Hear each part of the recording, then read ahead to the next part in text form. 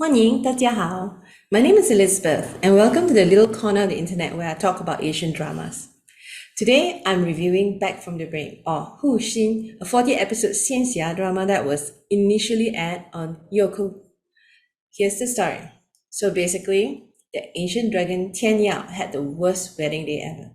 His bride, Su Ying, betrayed him in the worst way. Not only did she stab him, she dismembered him, stripped him of his scales, and then sealed his body parts in 5 places. Luckily, since he's a dragon, he still manages to escape and he reborns, but with hardly any power. But if that's not insulting enough, she did it all for her lover. Basically, she never really loved him, it was not based on some misunderstanding. She was just using him. Now, after a few years, Tian Yao meets Yan Hui, a cultivator, or how the Yoko translates it as a Taoist woman disowned by her sect. She happens to possess his heart protection skill. So Tian Yao knows that and uses Yan Hui to retrieve his stolen body parts. And they begin an epic journey to recover his body and restore balance to the world. Now, in this world, spirits or supernatural beings like Tian Yao and cultivators like Yan Hui are mortal enemies, but somehow they fall in love. You know how it goes, right? Seriously, doesn't this story just grab your heart already? A once and mighty dragon falling down to the very low depths, betrayed by the woman he loves. Well, that was what attracted me to the show in the first place. That besides everything looked all very pretty, the premise looks like it's going to be very angsty. The good stuff, I'll start with the good stuff. I thought Yan Hui was really good as Tian Yao.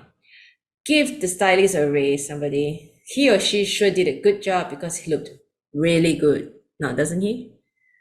Okay, shallow reasons aside, I actually found it pleasantly surprising that the villains were 3-dimensional. They have good, almost relatable reasons to be bad. Like, I actually want them to be reborn and have a better life or something. Well, except for the big bad, he was just a mustache-twirling, nasty guy.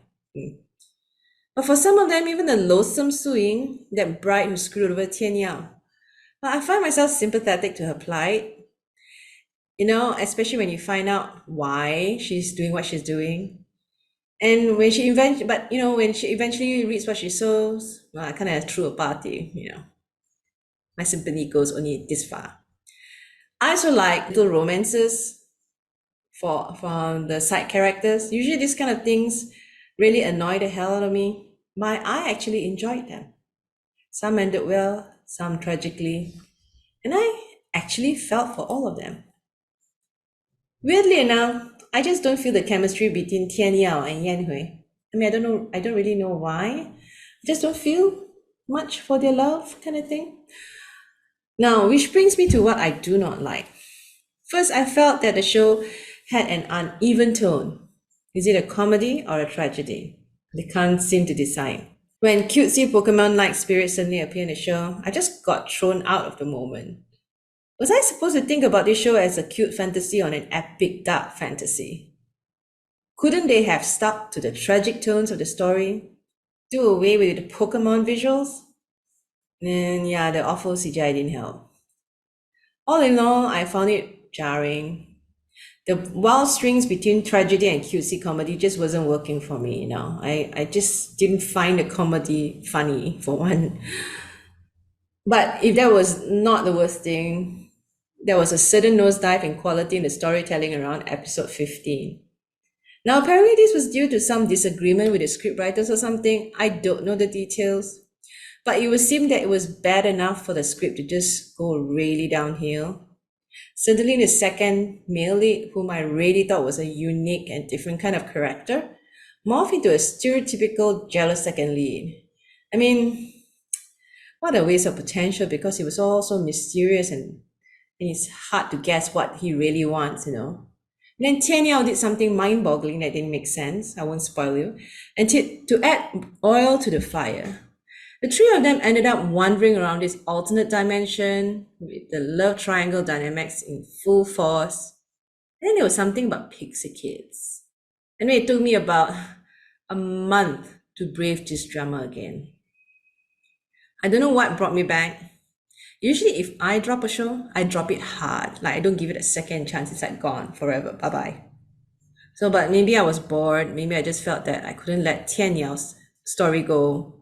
But this time, I skipped the annoying episodes and started at episode 20. Like I just didn't bother to watch those episodes, and it worked. To my surprise, I binged the episode in a few days. The storytelling improved a lot, and the story got decidedly more interesting. But ironically, it wasn't the main couple that pulled me back in.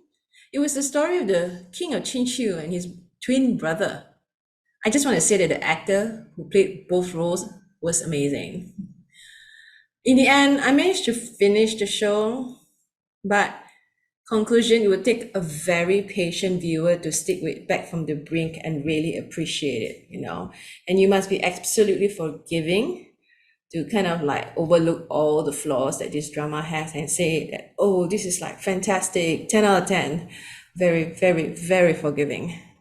I'm not that forgiving, but I can appreciate a good story when I see it. And there are glimmers of a good story underneath all this stuff, that was so unnecessary. So, show is something that makes me sigh in sadness because it could have been so good if only the plot didn't take a nosedive at episode 15. If only the cutesy CGI was done away with. If only they could be consistent with the tone of the show. Now, while the two leads were not mind-blowingly great actors or have awesome chemistry, they were good enough. It was just really unfortunate that they were hobbled by the subpar script. So in the end, it could have been so good. And I can only give the show a rating of C+. Enjoyable enough, but bloated with fillers, puffy enough to float a sinking ship. This Xianxia could have been so much better.